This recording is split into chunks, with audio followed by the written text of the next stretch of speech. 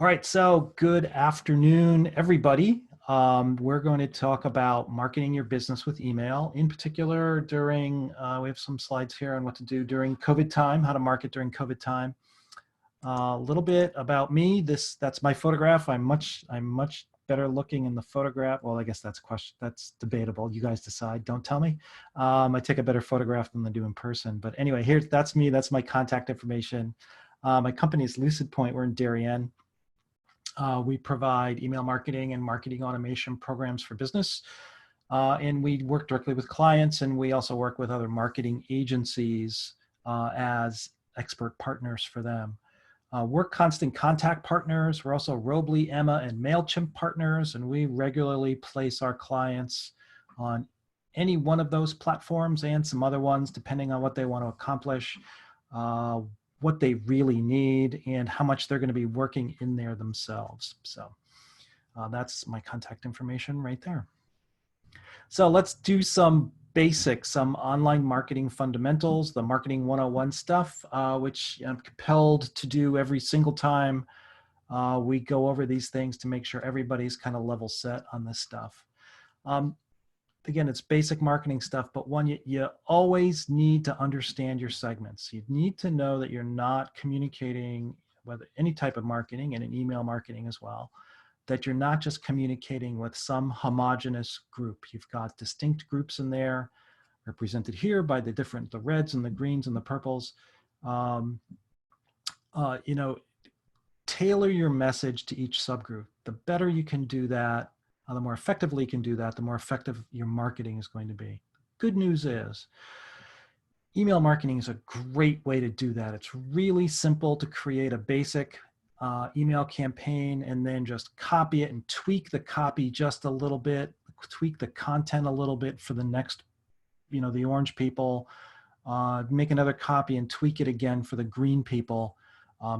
Based on the needs of your business. So you can very easily do that and very effectively do that with these tools as well. Marketing in general is always about them. It's not about you. It's about them. If you end up talking about yourself too much, you're going to find that it falls on deaf ears. So you really want to make sure that that now once you understand your segments, that you speak to them. Now, every business is different, and it might take a little planning, a little sit back and head scratching to figure out exactly what those different segments are and whether they're reachable, or you should combine two of them to sort of say the same thing for efficiency's sake. But the best that you can, please do so. And again, it's always about them. Marketing is about them, not about you. And it's a process, in particular with online marketing, as we'll see, and of which email marketing is part of that.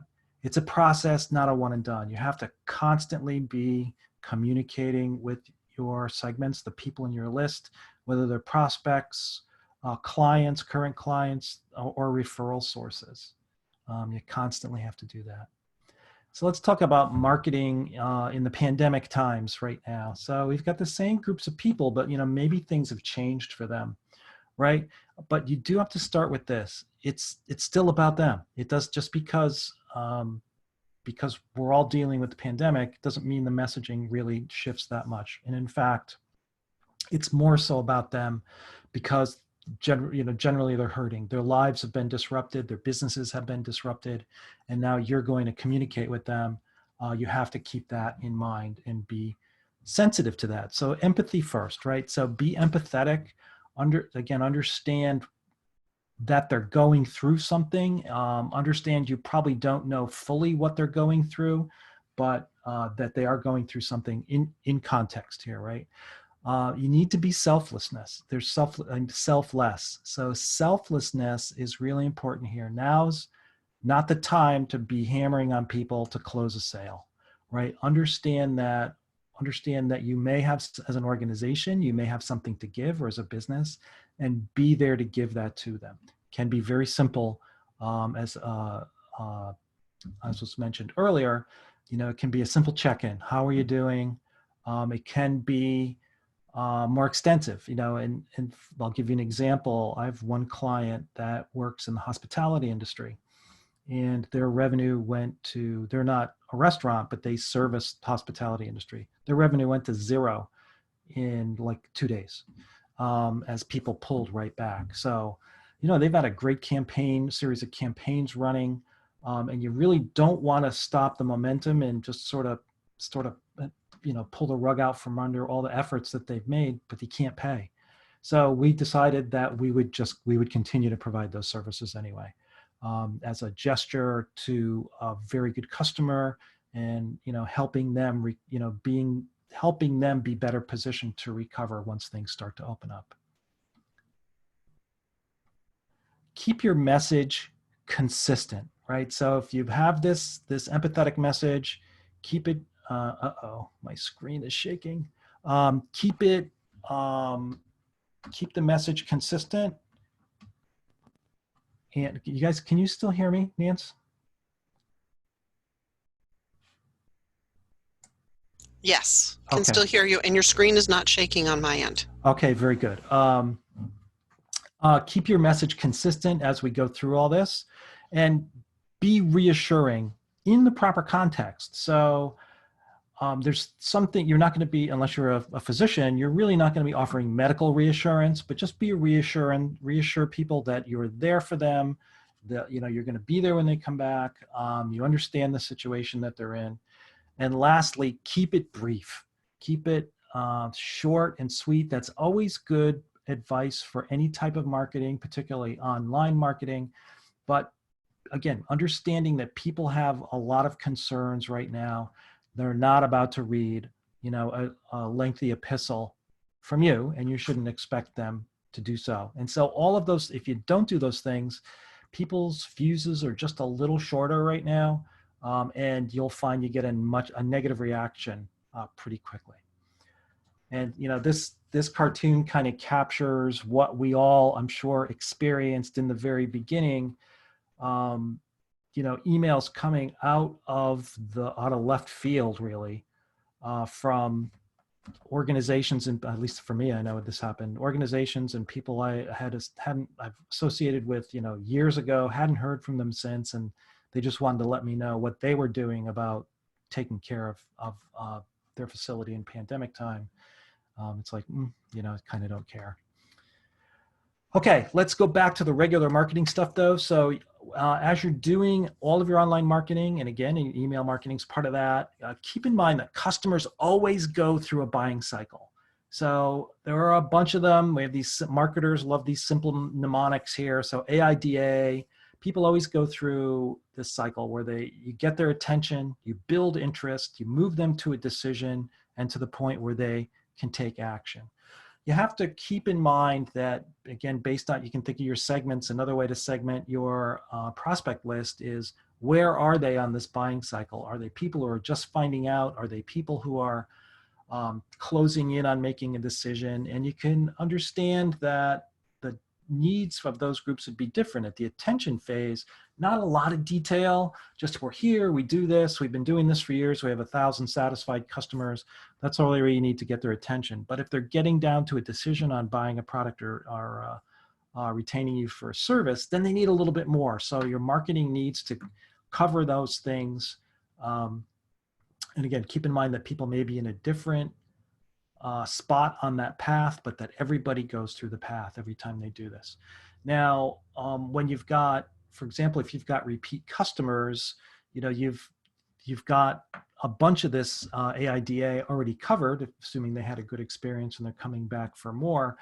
So that can be very speedy as they go through it, as they come back to buy something else. And, the photograph on the left is from, that's Alec Baldwin, from a very famous movie, Glengarry Glen Ross. And everybody always focuses on the ABC, always be closing speech that he gave in that movie. But I would like to point out that AIDA was over there as well.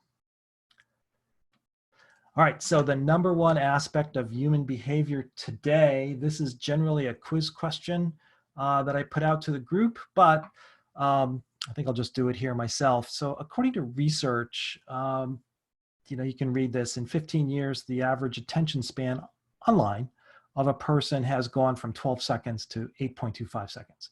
in 2015. And so you can extrapolate that that's probably even a little less, 5 years later.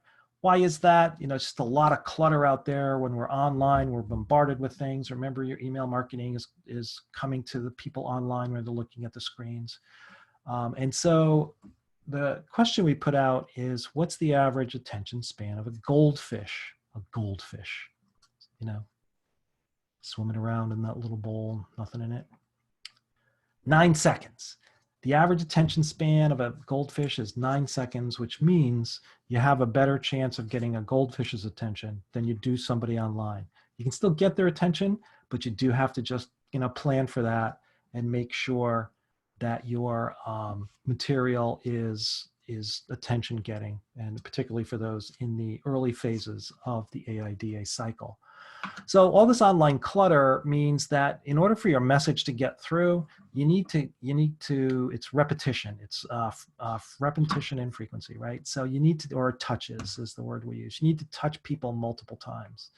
And back in the day, when we just had direct mail and, all this online stuff didn't really exist, 5 times, 5 touches, 5 direct mail pieces was sort of the industry standard on when you could start to see people start to take action and do things. In 2016, when we were more on, we have online only stuff, measurements, it was determined by Google, of course, that it would take 10 touches. 10 touches. So the number of touches number of times you had to get in front of somebody had doubled from the direct mail days. And then there's Google did another survey. We saw that late last year that it's almost doubled again in 4 years. And face it, there's a lot of stuff. We're watching videos, we get tweets coming at us, news things, in addition to our regular work. So there's a lot of competition for our attention. So moving on, the next thing, the 3 most important things in online marketing, and I offer the 3 most important things in email marketing are content, content, and content. We can do all of those things, and the segmentation is very, very important. And sending your content out, customized for each segment, is very important. But it's the content itself that really is the most important.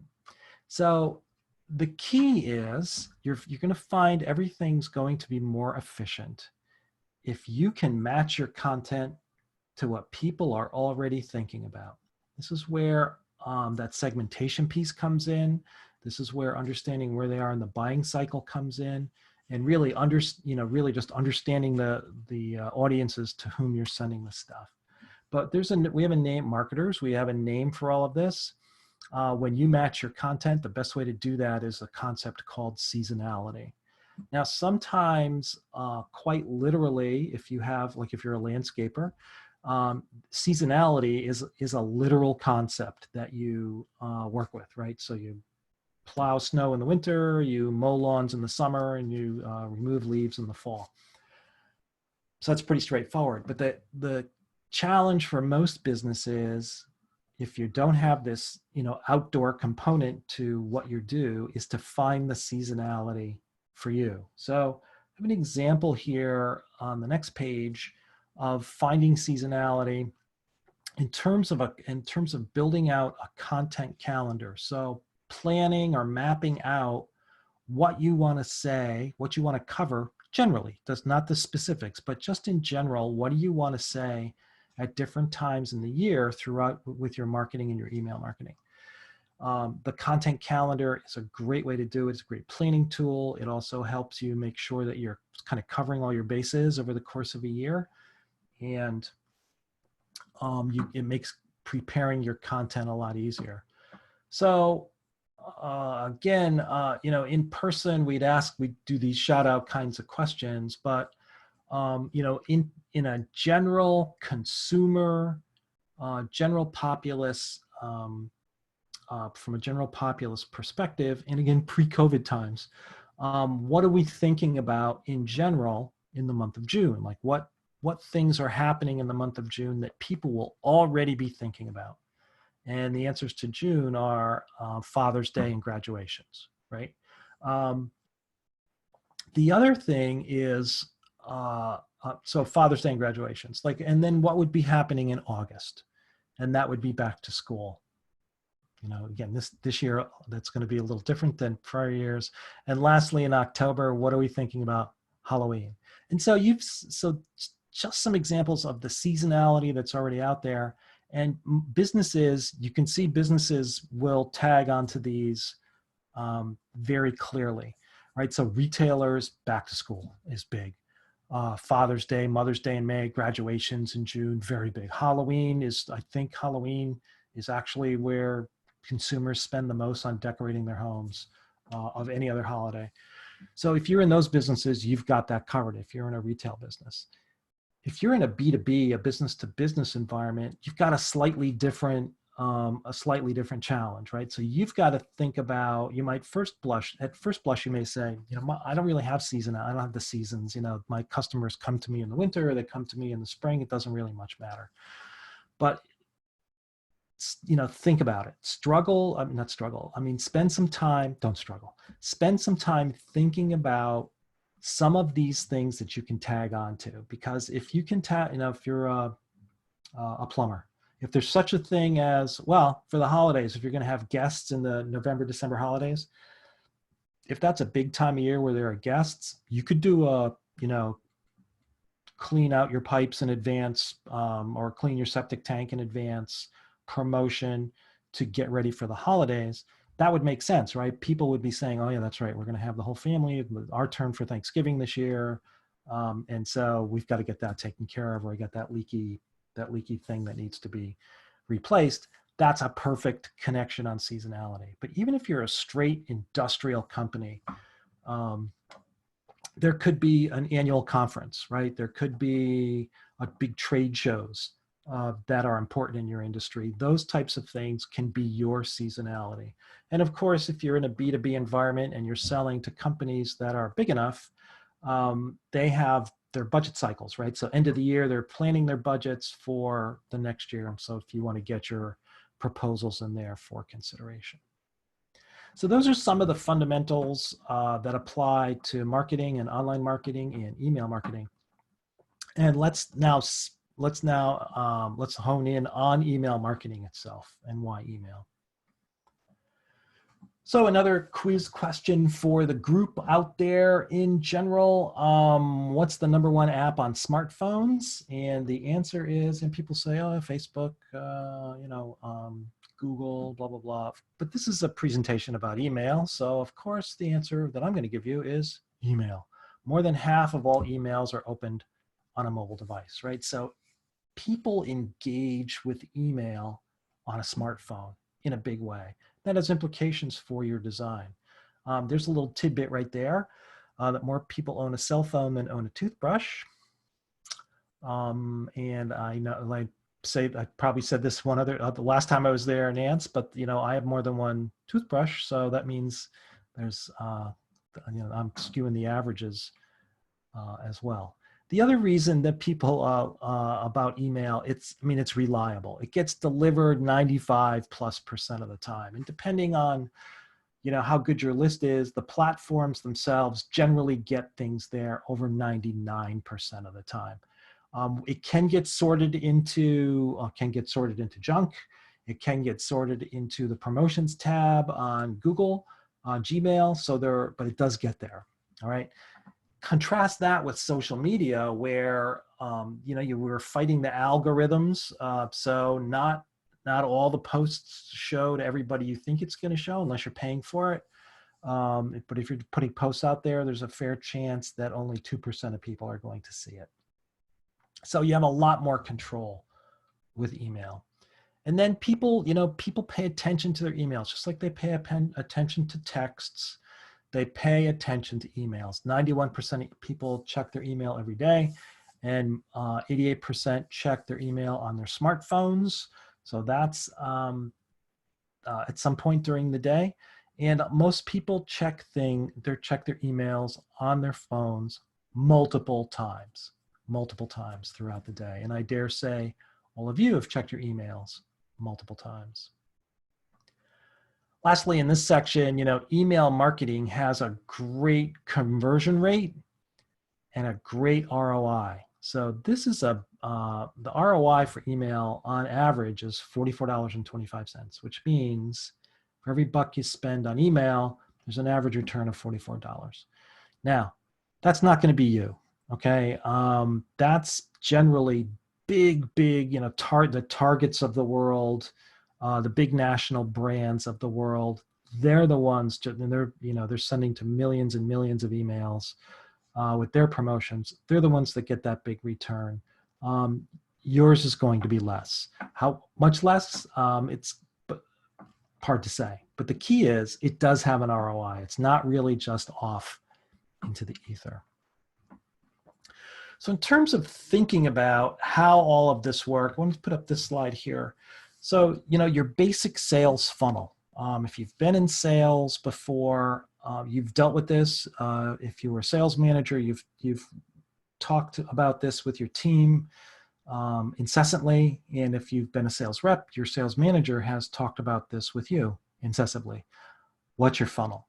And so the funnel really representation here is a pictorial representation that you need many more leads. You get many more leads than you do sales. There's a lead comes in, you have to qualify them, and then you have to do your closing process on them.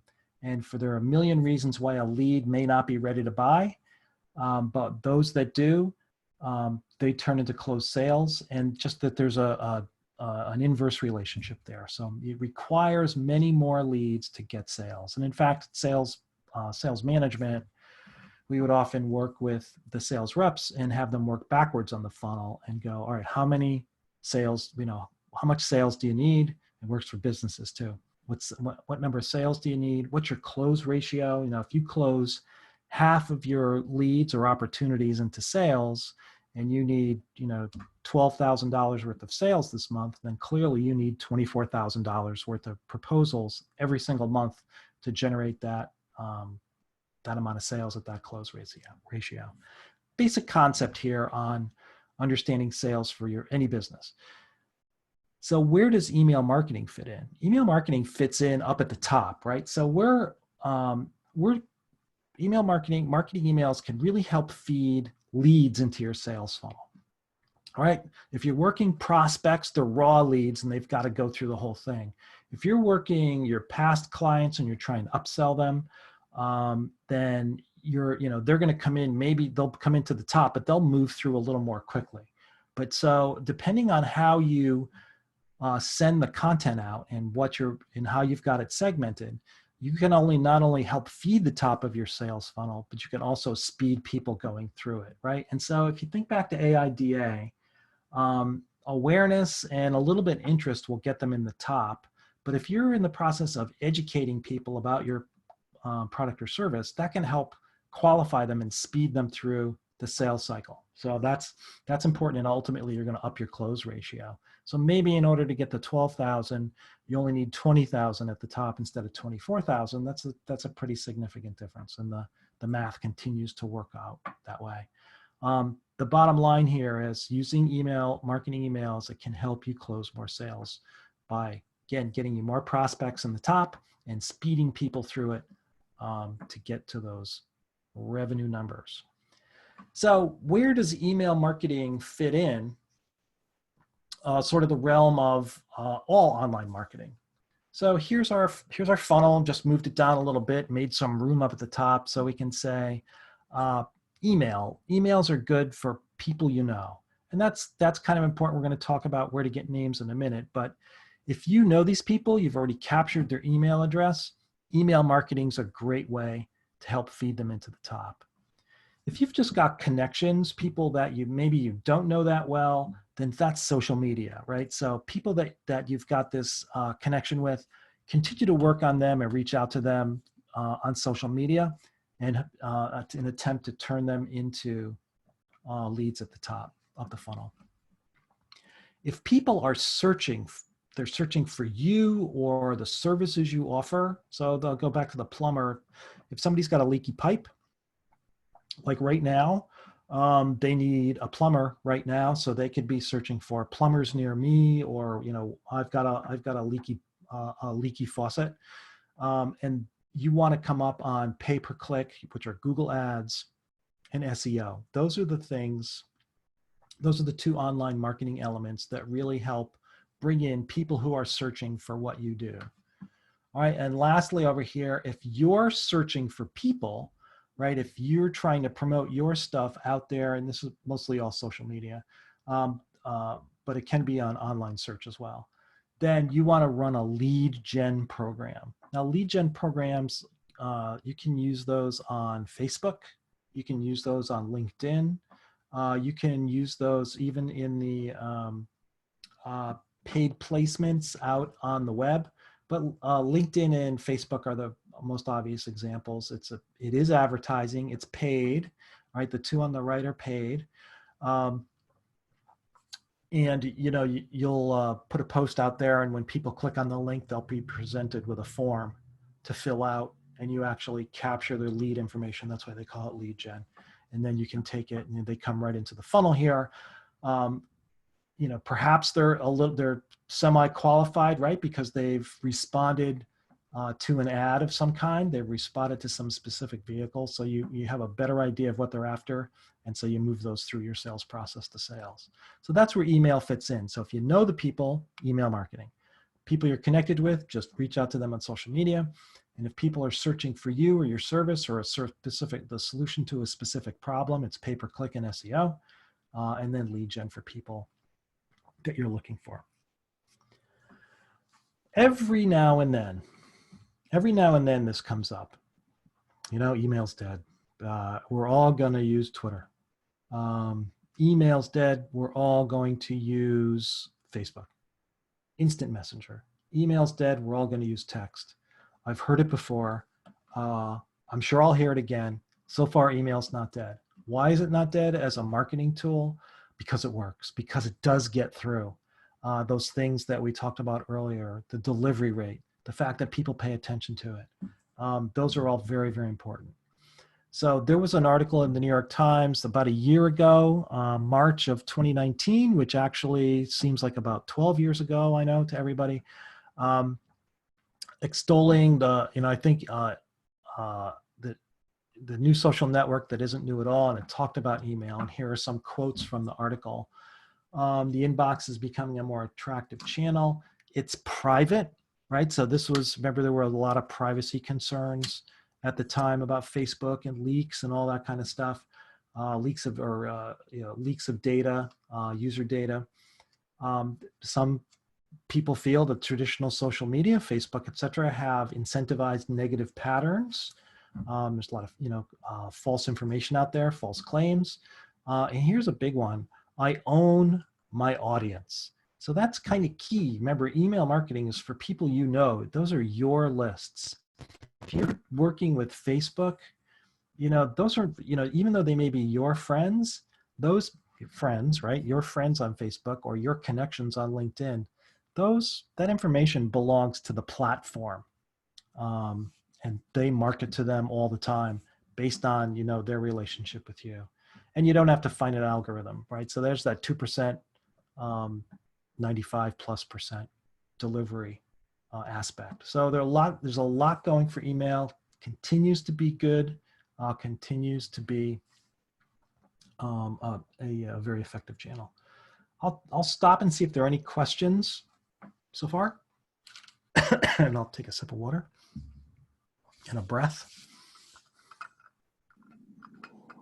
I've unmuted everybody if you have any questions. Okay. Mute them back up, Nance. Let's keep on rolling. So let's talk about creating some emails. How do you put these things together? Remember that we're marketing, okay? So, and also remember that it's going to be on a phone. High likelihood that it's going to be viewed on a smartphone. So you've got to plan for it to be on this screen, right? It's got to look like it belongs on this screen. So which would you rather have, the one on the left or the one on the right? That's obviously a loaded question. Obviously the answer is the one on the right. And there are certain reasons why they're different, right? So the one on the left, great transactional email. That could be Outlook or Gmail or any of those mail platforms, regular email platforms. Transactions, checking on an invoice, a shipment, where's my thing, quick little message, that's fine. That's not marketing. That's not what we're talking about. Marketing on the right-hand side, we've got branding, right? There's the logo there. We've got color. We've got images.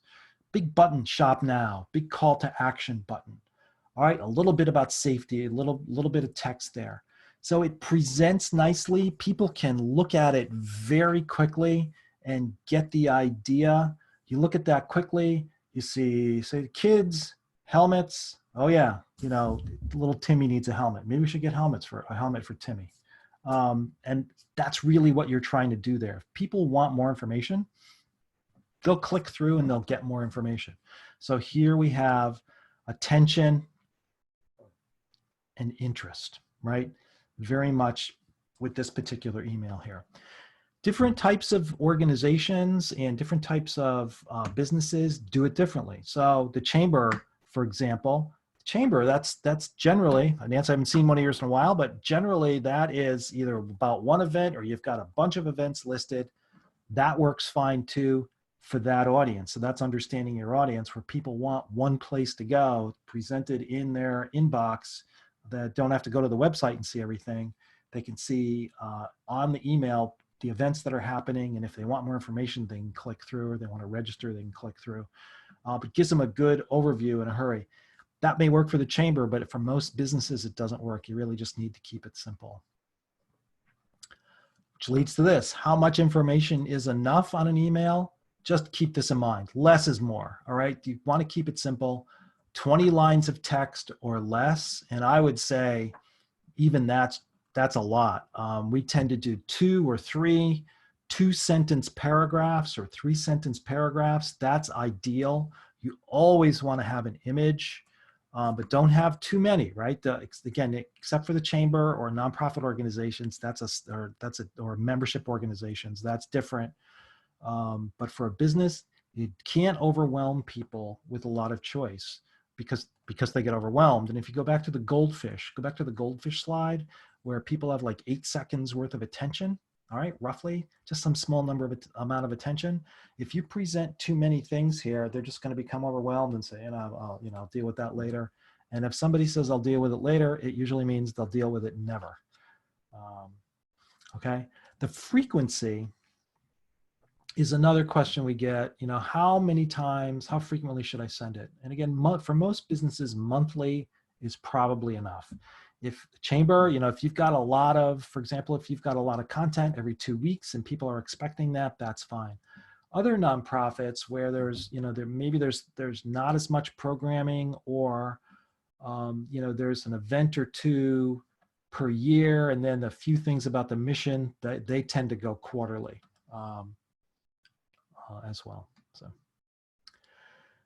keeping with the less is more theme here, just fewer links. All right. If you have this big long, again, not for you, Nance, but as a business, if you have this big long emails with lots of choices, lots of things to click on, people just aren't going to click on them. They just tend to look at it and go, that's too much for me. So, here it's mapped out. Typically, the fewer links you have, the more clicks you get. All right, so if you've got 1 or 2 choices, 1 or 2 things to click on, that's ideal. And so the closer you can get to that, no matter what type of business you are or organization you are, the better off you should be. Into content as well, right? We talked about seasonality, but there are some other things that you can do too, right? So listen to your customers, listen to your segments, hear what they say, and their questions tend to make great content. Okay. Things like this. If you've got people asking about freezing pipes, then send something out. 5 ways to protect your pipes this winter, and you can read the rest of these. These are great bits of research just based on the questions that people ask. And those, we're going to talk about subject lines in a minute here. Those ideas on the right are pretty good ways to express a subject line on an email, right? So it's 5 ways to do this, top 3 that, 10 ways to do this other thing. These are, people respond to those types of subject lines. Not too long, not too wordy. And remember that images are content too, right? So you want to have images, again, not too many, but you want to have good, sharp, compelling images. We love to see people. Have to be careful with permission on the people. You can't just use random crowd shots without getting permission from everybody. But we love to see people. We love to see faces. We respond well to them. That's sort of instinctual for human beings. But compelling photographs are important. So make them high quality. They really, you could probably get away with cell phone photographs now, depending on what you're sending, because the quality is much better than it used to be. It doesn't need to be all professional photographs, but photographs are important. If you don't have any, go to get some stock photos will help convey that as well. Robert, Yeah. we do have and actually this is perfect. Um, what about concerns about malware possibly embedded in images? You mean as far as the recipients are concerned, I presume? That came from Tom Parnan, so I'm sure it's from the recipient's Yeah. perspective. So how do you take care of that as the marketer? One, if you create your own, if you have your own images, then obviously there won't be any malware embedded in the image.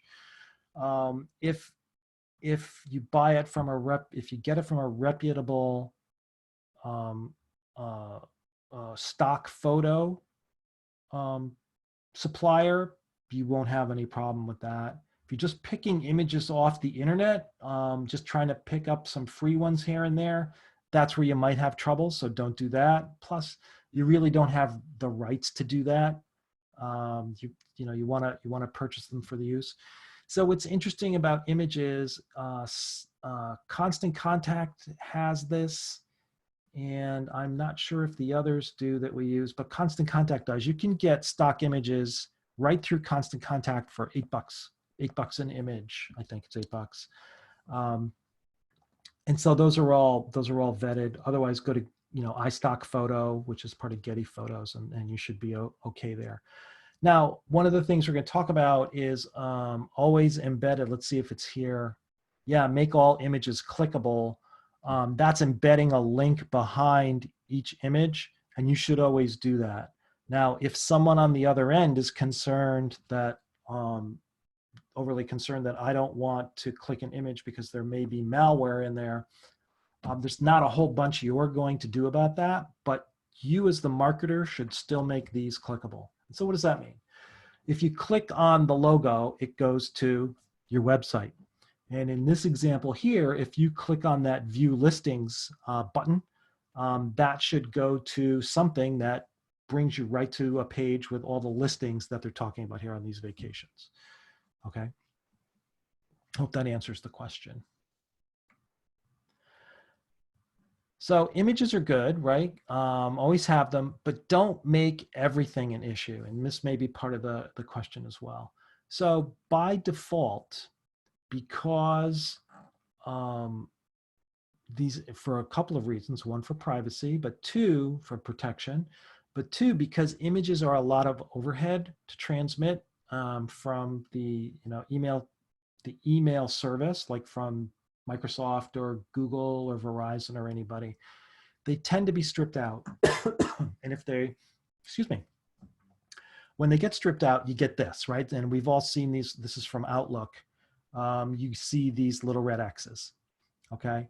And you have to click another button to, you click something up on the bar in the email itself to download images.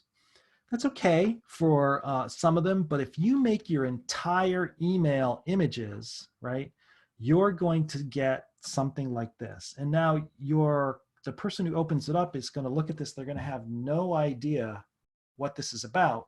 If you had some text in there, maybe you're repeating your name, although they should have an idea where it came from, but some text in there, it might help entice them to click that button and download the images. So if you And there's often a temptation, less frequently now, but often a temptation to just take a PDF of something, make it an image, and stick that in the email marketing piece. It's one big image with everything. A little hard if you've got a lot of custom artwork to avoid that, but don't make everything an image just to avoid this red X thing. Personalization. So we're talking about subject lines a little bit before, top 10 ways to do this.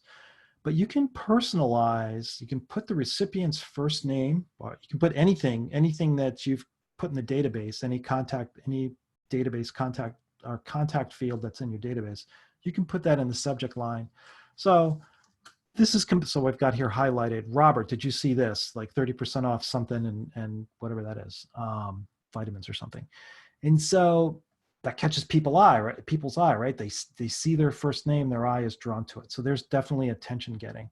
And then in the salutation that's inside the email, if you do it like a letter and less like an announcement, you might put, Dear Robert, and if that's for a more personalized message, again, great for the chamber on occasion. And other nonprofits do it a lot. And as a business, you have to think about that. If it's a note from, say, the owner, on occasion, you might want to personalize it with a name. And then if it doesn't have, it'll default, right? So if you happen to have some first names in there, but others you didn't capture names, it might say it'll default to dear friend or something like that. Now, where to get the contacts? Remember I said the email marketing is to people you know. So where do you get them? We get this question a lot. And so existing customers and anybody who's ever been a customer is the first place to start. That's a great place to start to build out your email list. And then if you have any prospects that you have, if you or your sales team are working on prospects, if you have a CRM system, a customer relationship management system, Sugar or Salesforce or any of those are, you've got a record of all that stuff. So those prospects are good to load in. All right. Anybody, if you have a retail store, anybody who visits the store, and you'll often see that tactic. I have to be careful on privacy there as well nowadays, but to fill out a slip to get more information about the store or sales or get a coupon or something, entice people to sign up. If you have an event, any events you're at, if you do a trade show, that's an easy one. If for B2B, you want to add those people to it. And if you do, what's the Palooza thing you have, Nance? Schmoozapalooza. Schmoozapalooza, right? So if you've got a table at Schmoozapalooza, which I guess we all should, and you should too, capture names there, Schmoozapalooza. Any lead gen, you're going to get that, of course. You do any networking groups, get their information and put that into your list. Now, the key thing is you have to have permission. Always get permission. And I get this on occasion. It's like, well, people sell lists. That's right. You can buy a list, but I'm saying don't do it. No matter what they say, if you're Target or you're launching a brand new product and you're going to sell it across the United States and you've got a very targeted thing, then yeah, buy a list and see what happens. But for most small businesses, it's not worth it, right? All you're going to do is really irritate the people on the list. You're hardly going to get any business from it. It's not going to be worth the cost. Every time it happens, people are disappointed. So just work your resources here, the things on the left, but get permission. Let them know that, hey, give them the deal, give them the value proposition. Why would I want to sign up to get emails from you? What are you going to give me? All right. So tell them what they're going to get. You're going to get great tips on how to do this, go back to the plumber, how to stop leaks from the inside. I have no idea. Maintenance tips for your faucets, that kind of thing. How do I prevent freezing pipes? All of those things are great things to help people and yet keep your name in front of them so that when they're ready to buy or ready to contract for a service, they come to you. So do these things on the left, don't do that thing on the right. let's talk about the email platforms. And there are, there are a million of them, it seems. Here are the ones that we know the best, the ones that we work with. And so I've got the costs, the pros, the cons, the best use, the last three columns. That's, in my humble opinion. And the one thing I would say is don't base this solely on price. But so Constant Contact, still $20 for 500 contacts. Then I think it's 45. What's good about it? It's easy to use. In fact, if a client comes to us, they don't have anything, the first question we ask is, is it just going to be us, or are you going to go in there and do some things yourself? If they're going to do some things themselves, we stick them in Constant Contact. All right, just because it's easy to use. They have a lot of add-ons. They have great support. They always have. And so those are definitely the pros. Things I wish might be a little different. I don't know if I call it a con, but I think wish it was a little different. Some of the advanced features, like doing automation, the autoresponders, the sequences of emails that you can set up, require it's more than $20, right? So it requires an upgrade to the plan. Best use, very small businesses, new businesses, businesses where, and by the way, that's just, it says very small, doesn't mean we have contacts or clients with 10, 20, 30,000 names in Constant Contact, and it works perfectly for them. So the platform itself is very robust. But like I said, anybody who's going to be in there, small businesses, new businesses, anybody's going to want to do some things themselves, Constant Contact's a good deal. Robly, the pricing, which is kind of interesting, $1 less. All one of the benefits, all the advanced features are in there, right? So you don't require that upgrade. The things I think I wish could be better. It's just the interface is just a little less intuitive than Constant Contact. And Constant Contact's easy to use. And I mentioned that, and I don't want to under stress that, because for most businesses who start doing email marketing on their own, the biggest thing that kind of sinks their programs is they don't have time to do it. It's like it's too hard, something doesn't come out right, and it's like they have to start futzing with it, and it's like, why am I don't have time for this, right? I mean, I can spend 20 minutes on this. I can't spend an hour on this. And that's where the ease of use is really important.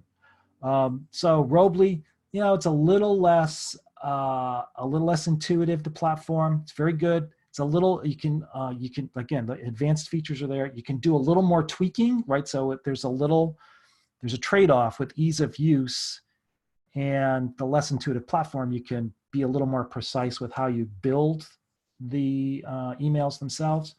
And so the best use, anything like Constant Contact, but if you can spend a little more time with the platform, you have slightly more, you're a little more of an artist, a little more of a perfectionist, Robly's a good thing to look at. Emma.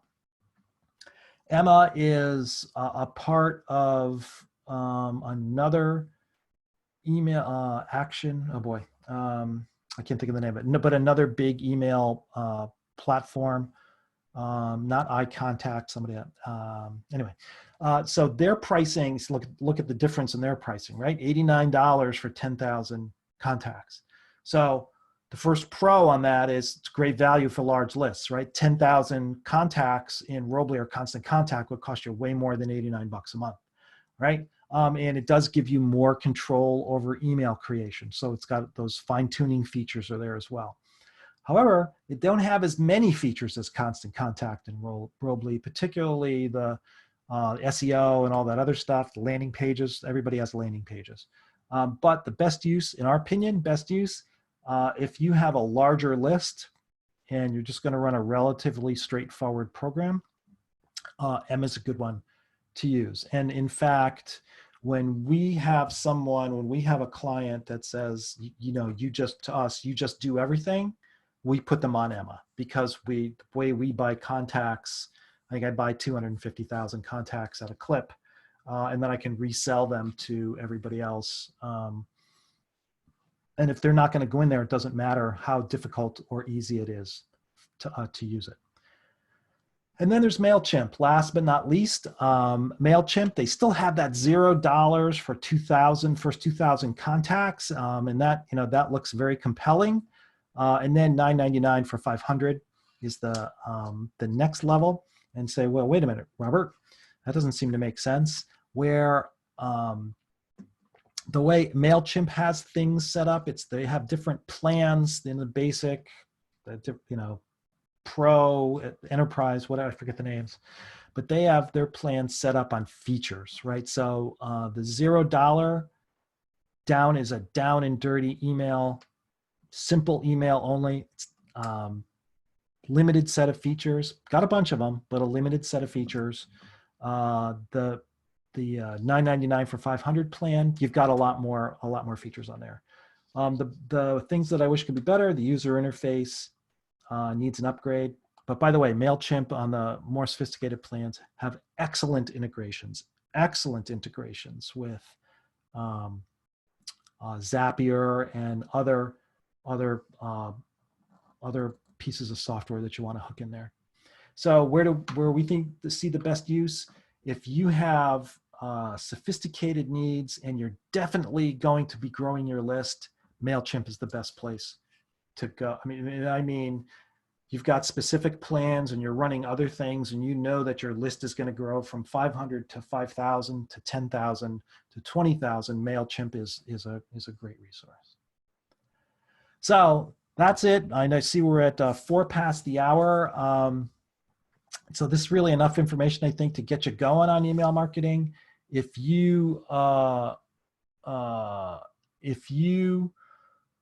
want any information, let me know, but the next steps really are up for you.